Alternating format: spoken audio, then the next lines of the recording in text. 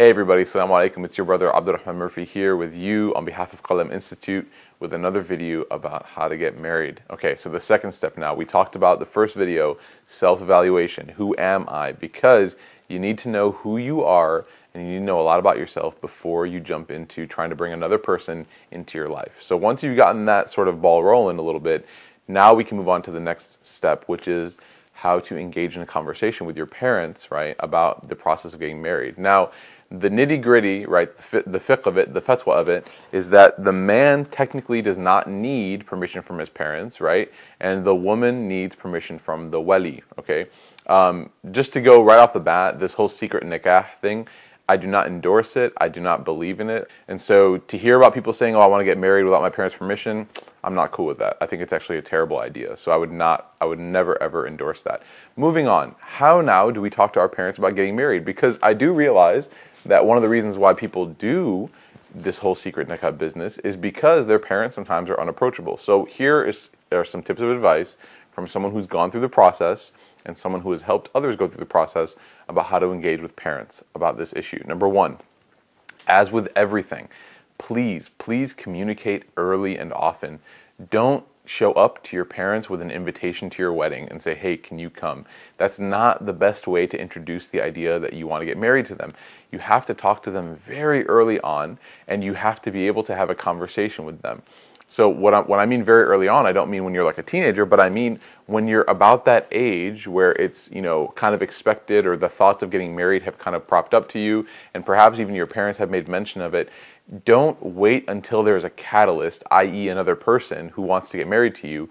Talk to them beforehand. Ask them, what are your expectations? Ask them for their advice. Go to your parents. Your parents have a wealth of knowledge and wisdom.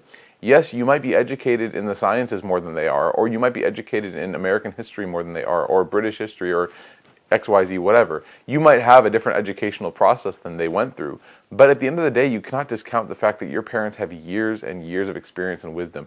Go and ask them, Mom, Dad, when marriage comes about, what are some things that you think we should look for in a potential spouse? What are some things that you think I should think about before I think about getting married? And you know what? You might not have to take every single atom of their advice, but generally you're going to walk away with some really good advice and really good feedback. So number one is go to them and ask them.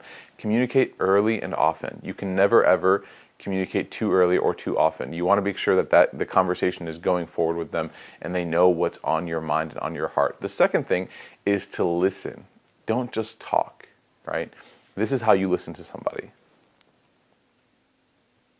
Notice how your mouth has to be closed, right? So oftentimes when we engage in conversations with our parents or with people that we're trying to like convince of something, we don't give them time to talk. We just keep talking because we want to keep beating our idea over their head and say, no, I know what I'm talking about. I know this, I know that. You don't know what it's like to be me. You don't know what it's like to be young. You don't know what it's like. Just listen, right? Because oftentimes, number one, listening will allow you to properly hear and process what they're thinking. And number two, it shows them through your body language and through your respect that you are respecting their thoughts and that you are listening to them and that you're not just cutting them off. You see, you're less likely to convince someone of something or to have someone understand your point of view if they don't even think that you're hearing their point of view to begin with. So listen to them, listen to their thoughts, and process those. And the third thing is communicate your expectations to your parents. Oftentimes, your parents are going to try to find somebody or help in the process of finding somebody, okay? So communicate your expectations to your parents. They really want to be a part of that process.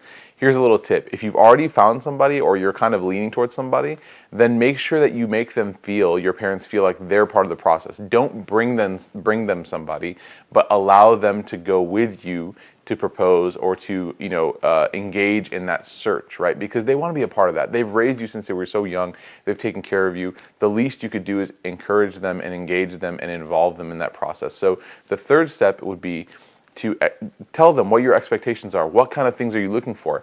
Ask them, what are your expectations for the person that I am trying to, you know, add to my life and live my life with?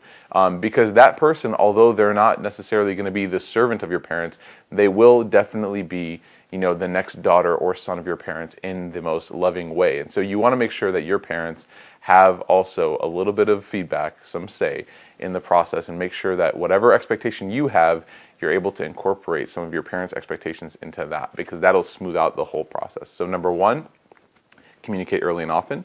Number 2, listen to what they're saying and allow them to be part of the process. And number 3, communicate your expectations as well as integrating their expectations in finding the perfect spouse, inshallah.